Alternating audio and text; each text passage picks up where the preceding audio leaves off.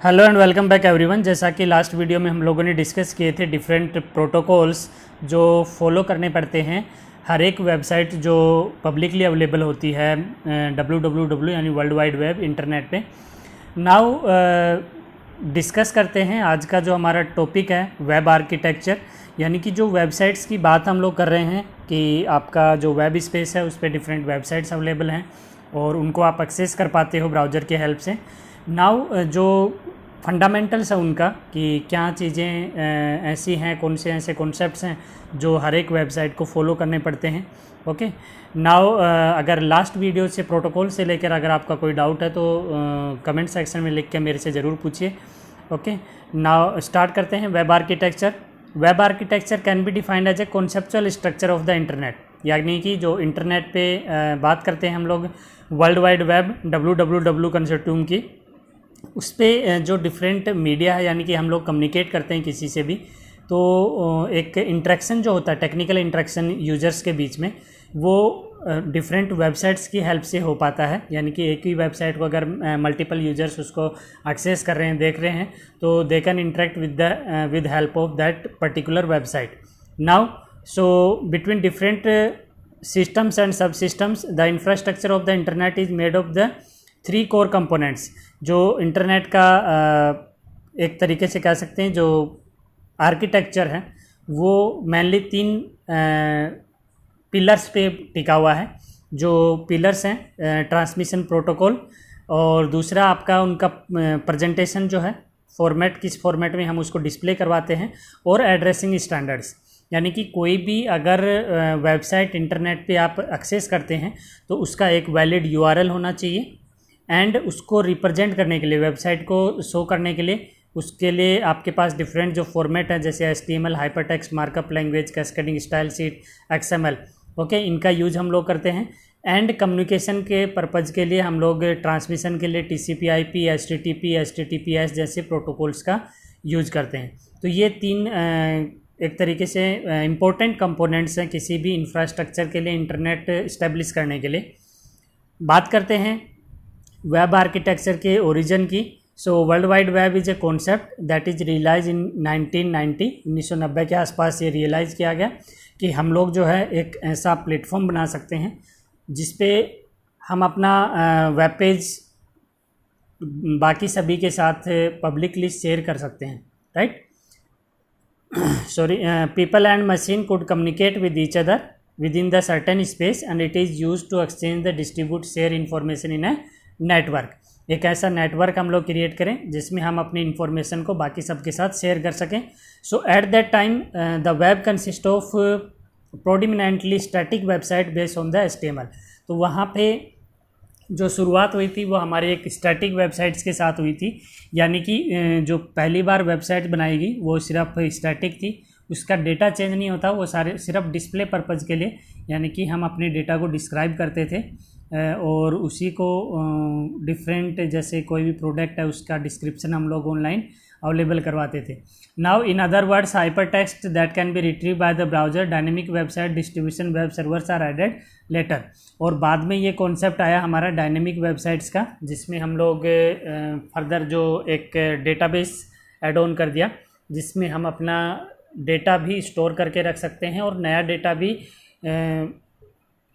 Instant time पे, यानी कि साइमल्टेनियसली हम यूज कर सकते हैं या फिर यूज़र से इनपुट भी ले सकते हैं।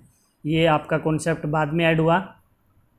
अगर मैं वेब आर्किटेक्चर्स की बात करूं तो जनरली आपके जो हैं थ्री वेब आर्किटेक्चर हैं। हम लोग तीनों अलग अलग कॉन्सेप्ट को अच्छे से समझेंगे, इसलिए डिफरेंट वीडियोज़ में बात करेंगे इनके बारे में। तो सबसे पहले आज हम लोग बात कर रहे हैं क्लाइंट सर्वर मॉडल की। देखिए सबसे पहले जो मॉडल आपका आया वेब आर्किटेक्चर का, जो मैं स्टैटिक वेबसाइट की बात कर रहा हूँ, वो आपका क्लाइंट सर्वर मॉडल था। Okay initially the web consist of two tier architecture, जिसमें हमारा क्लाइंट एंड सर्वर हो गया।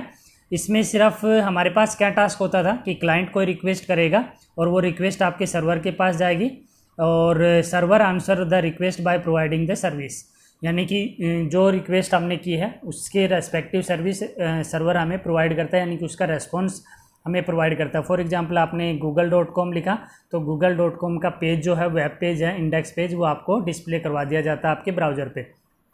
तो this is called client server model. Now a website using the URL address that direct the server to load the site the client browser is example of two layer model that is client server model. यानी कि इसमें हम सिर्फ क्या कर रहे हैं, जैसे ब्राउज़र पे आपने कोई भी वेबसाइट का नाम लिखा और वो वेबसाइट आपको डिस्प्ले हो जाती है. इसमें क्या हो रहा है, आप एज ए क्लाइंट काम कर रहे हैं और जहाँ से आपका वेबसाइट आपको अपलोड होके आ रहा है जिस सर्वर से, वो आपका सर्वर का काम कर रहा है. Dedicated system, remote system, right. So internet protocol family which now consist of, देखिए अभी जो फ़िलहाल का टाइम है लगभग 500 के आसपास डिफरेंट प्रोटोकॉल्स हैं जो डिफरेंट नेटवर्क्स में रिक्वायरमेंट के हिसाब से हम लोग यूज करते हैं वर्ल्ड वाइड वेब पे, यानी कि इंटरनेट पे. Usually compromise of the TCP और टीसीपी आईपी में जनरली हम लोग ट्रांसमिशन के लिए टीसीपी या टीसीपी आईपी मॉडल का यूज करते हैं. एंड जो वेब आर्किटेक्चर है उसमें मेनली हम लोग बात करते हैं, अगर हमारे जो वेबसाइट है उसको रिप्रेजेंट करना है तो हम HTML का यूज कर सकते हैं, hyper text markup language, CSS, cascading style sheet and extensible markup language. तो ये आपको थोड़ा सा डिफरेंट नया लग रहा होगा, लेकिन ये सारी चीज़ें हम लोग सीखने वाले हैं हमारे इसी 11th के सेशन में. जो वेब पेज बनाने के लिए HTML जो डिस्क्रिप्टिव लैंग्वेज होती है, हाइपर टेक्स्ट मार्कअप लैंग्वेज, कोई भी वेब पेज कैसे क्रिएट किया जाता है वो हम HTML के थ्रू करके देखेंगे प्रैक्टिकली. ओके. और उसको उसकी फॉर्मेटिंग अच्छे से करने के लिए हम लोग कैस्केडिंग स्टाइल का यूज़ करेंगे. एंड एक्सटेंसिबल मार्कअप लैंग्वेज भी आपका इंडिपेंडेंट लैंग्वेज है तो उसका भी यूज हम लोग डिस्कस करेंगे लेटर ऑन. ओके. नाउ बात करते हैं डिफरेंट प्रोटोकॉल्स की.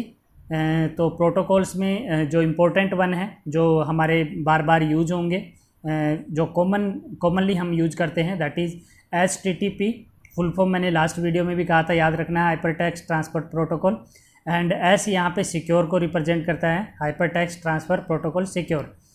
दूसरा जो इम्पोर्टेंट वन है वो SMTP है मेल के लिए. SMTP simple mail transfer protocol और POP post office protocol mail receive करने के लिए.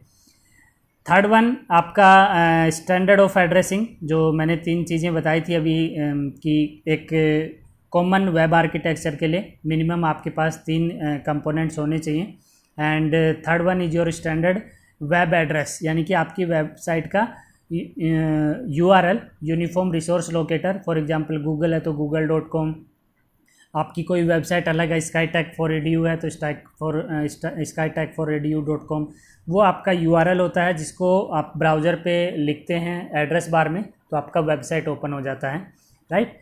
तो वो एक वैलिड होना चाहिए जिस पे आपके पेजेज अपलोडेड हों और वो डिस्प्ले हो सकें. So finally the web architecture of the operational structure of application system for the data storage, data transmission and presentation, transferring of the web and web architecture typically consist of the database server. यानी कि जो बात कर रहे हैं हम लोग database के बारे में, जो एड ऑन हुआ डायनेमिक वेबसाइट के साथ लेटर ऑन, जब आपका क्लाइंट सर्वर मॉडल के बाद हम जब 3 टियर मॉडल में जाएंगे तो हम लोग देखेंगे कि हमारे वेब स्पेस के साथ में हमारे पास एक डेडिकेटेड डेटाबेस सर्वर भी है जिसमें हम अपना लिंकअप कर सकते हैं हमारी वेबसाइट के जितने भी पेजेस हैं उनको, उनसे डेटा हम लोग रिट्रीव करके वहाँ पे सेव कर सकते हैं. ओके. सो कल हम लोग बात करेंगे 3 टियर मॉडल के बारे में. So till then keep watching, keep learning. Thank you.